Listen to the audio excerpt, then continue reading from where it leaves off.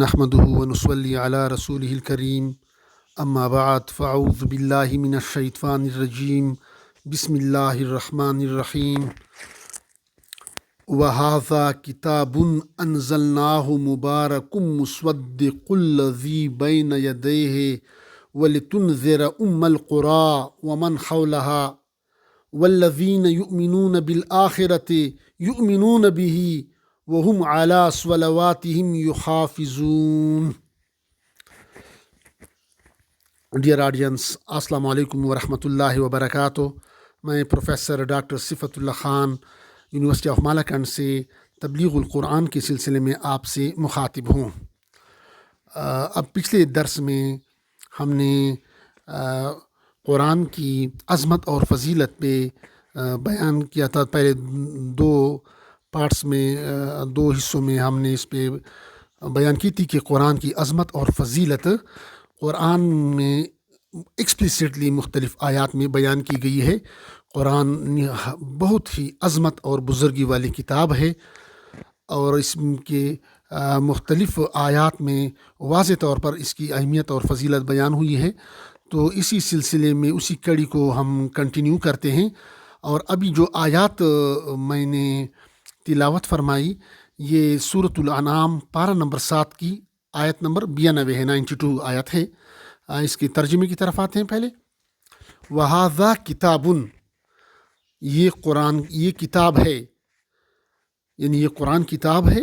انزلناہ، جو کہ ہم نے اتاری ہے. مبارکن، برکت والی. مصدق الذی، مصدق یعنی تصدیق کرنے والی. الذی، ان کی یعنی ان کتابوں کی. بین یدی، جو اس سے پہلے ہیں. وَلِتُنذِرَ، اور تاکہ تو ڈرائے. القریٰ، مکے والوں کو. ومن حولہا، اور آس پاس والوں کو. والذین یؤمنون بالآخرۃ، اور جن کو یقین ہے آخرت کا، جن کو ایمان ہے آخرت پر. یؤمنون بہ، وہ اس پر ایمان لاتے ہیں. وہم علی صلواتہم یحافظون، اور وہ ہیں اپنی نماز سے خبردار، یعنی اپنی نمازوں کی حفاظت کرنے والے ہیں، یعنی اپنی نمازوں کی حفاظت کرتے ہیں. اور اب اس کے مفہوم کی طرف آتے ہیں. قرآن کی عظمت اس آیت میں پہلی جو ذکر ہے کتابن، تفسیر لکھتے ہیں کتابن، یہاں پر جو تنوین ہے نا پیش، کتابن، اس کے معنی عظیم کتاب، بہت ہی عظیم الشان کتاب. تو پہلی صفت اس کی یہ کتاب قرآن جو ہے وہ عظیم الشان کتاب ہے، بہت ہی زبردست کتاب ہے. انزلناہ، دوسری صفت انزلناہ، یہ انزل اللہ ہے، یعنی اللہ کی طرف سے نازل کی گئی ہے. کسی بندے کا، کسی انسان کا کلام نہیں ہے، بلکہ اللہ کی طرف سے نازل کردہ ہے. انزلناہ، ہم نے نازل کیا ہے، اللہ تعالیٰ نے نازل کیا ہے رسول پاک صلی اللہ علیہ وسلم پہ. تیسری صفت مبارکن، یہ بہت برکت والی کتاب ہے. مبارکن، بہت برکت والی ہے، برکت والی کتاب ہے، برکت دہندہ ہے، برکت ڈالنے والی کتاب ہے. تو اس پر اگر قرآن پہ عمل کیا جائے تو اگر زندگی کے ہر پہلو میں قرآن پہ عمل کیا جائے تو آپ کی زندگی میں برکت آئے گی. قرآن نے جو احکام بیان کیے ہیں اس پہ اگر عمل کیا جائے تو آپ کی زندگی میں برکت آئے گی.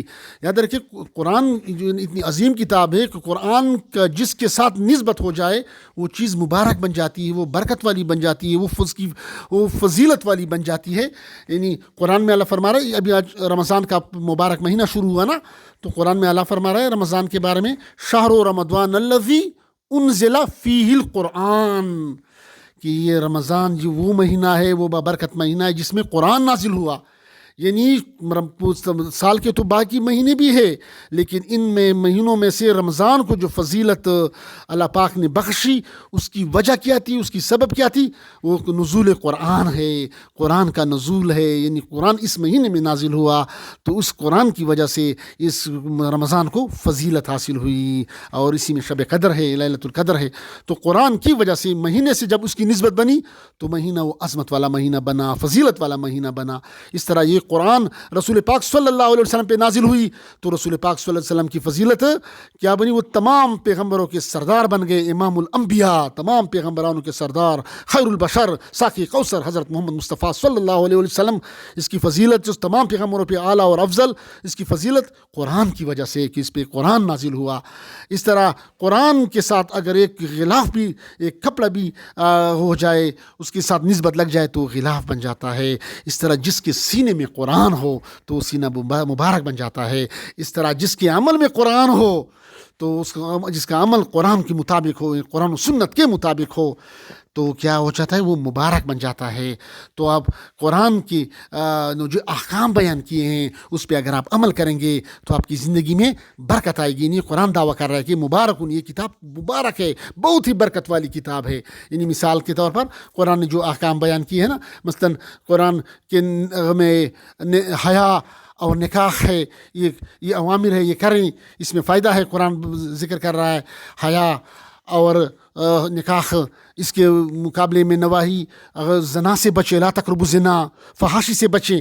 تو اب اس پہ بھی اگر سوچیں، اس پہ تدبر کریں تو ہر اینگل سے، زاویے سے آپ دیکھ لیں تو حیا اور ہمیں نکاح میں دنیا و آخرت کا فائدہ، اس کا جو کوئی اس میں آپ کو اس سے اگر نہیں، ہر اینگل سے آپ دیکھ لیں، ہر زاویے سے آپ اس کو دیکھ لیں، اس پہ تحقیق کر لیں، آپ کو سارے حیا اور نکاح کے فائدے ہی فائدے ملیں گے. جبکہ دوسرے جس کو منع کیا گیا ہے اس کے مقابلے میں جو زنا اور فحاشی کو منع کیا گیا ہے اس پہ سوچے تو اس کے بہت زیادہ سماجی، اخلاقی، دنیاوی لحاظ سے اس کے کیا ہیں؟ نقصانات ہی نقصانات ہیں. اس طرح داڑھی کو چھوڑنا یہ تمام انبیاء کرام علیہ السلام کی سنت ہے. ہر نبی کو کی جو داڑھی مبارک تھی. ابھی داڑھی چھوڑنا، اس پہ سوچیں، سائنسی لحاظ سے بھی سوچیں تو بہت زیادہ کثیر فوائد آپ کو ملیں گے. اور جو داڑھی کو شیو کرتے ہیں، رسول پاک صلی اللہ علیہ وسلم کی سنت کی مخالفت کرتے ہیں، تو اس کی بھی اگر سائنسی اینگل زاویے سے بھی دیکھیں تو اس کے بہت ہی زیادہ نقصانات ہیں. طبی طور پر بھی نقصانات ہیں، چہرے پہ بھی نقصانات ہیں، جسمانی طور پر بھی نقصانات ہیں. لیکن شیطان اس کو ان لوگوں کے لیے اس کو کیا کرتا ہے؟ مزین کرتا ہے کہ نہیں، یہ شیطان، یہ کام کرو، اس میں آپ اچھے لگتے ہیں، نعوذ باللہ. تو یعنی سنت کے خلاف اس کو لوگوں کو راغب کرتے ہیں شیطان.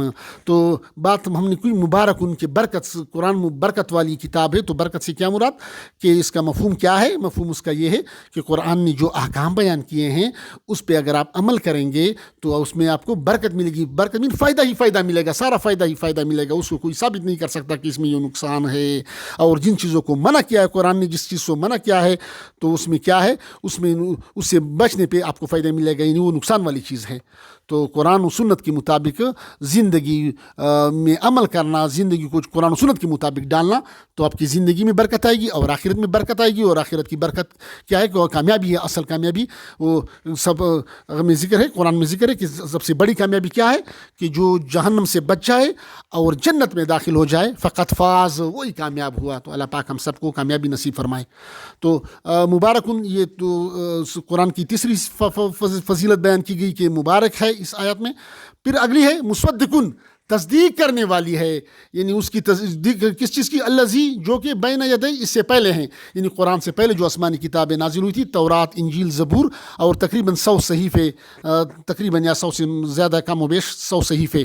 تو یہ قرآن ان سب کا خلاصہ ہے، ان سب کی تصدیق کرتی ہے، پچھلی کتابوں کی تصدیق کرتی ہے کہ اس سے پہلے جو آسمانی کتابیں تھیں وہ برحق ہیں اور رسول کے مطابق حق اور سچ اور اس وقت کے لوگوں کے لیے ہدایت دینے والی تھی اور وہ کامیابی کا راستہ تھی. لیکن اب وہ قرآن آ گیا تو وہ کیا ہو گئی؟ وہ پچھلی کتابیں منسوخ ہو گئی اور اس کی جگہ قیامت تک قرآن اس طرح ہے کہ یہ پھر منسوخ نہیں ہوگا، یہ جگہ سے پاک ہے، تنسیخ سے پاک ہے. یعنی قرآن قیامت تک یہ کتاب، قرآن اللہ پاک کی آخری کتاب ہے جو کہ قیامت تک انسانوں کے لیے رہنمائی کا ذریعہ بنے گا. ہدی للناس، لوگوں کی ہدایت کا ذریعہ ہے.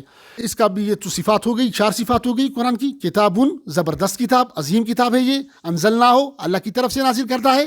مبارکن، یہ مبارک کتاب ہے. مصدقن، تصدیق کرنے والی ہے، پچھلی کتابوں کی تصدیق کرنے والی ہے، یعنی اس کی اٹیسٹیشن کرنے والی ہے کہ ہاں فلاں فلاں یہ کتابیں حق اور سچ تھی. آسمانی کتابیں اس سے پہلے قرآن سے جو پہلے نازل ہوئی تھی. اور اب اس کے ولتنذرا، اب اس کا پرپس کیا ہے، اس کا مقصد کیا ہے، اس قرآن کے نزول قرآن کا مقصد کیا ہے؟ رسول پاک صلی اللہ علیہ وسلم کو فرما رہا ہے وَلِتُنذِرَ کہ اس کے ذریعے تو ڈرائے القریٰ. یہ القریٰ تفاصیل لکھتی ہیں، مکہ والے یعنی مکہ کا ایک نام، مکہ کا نام ہے، یعنی مکہ کے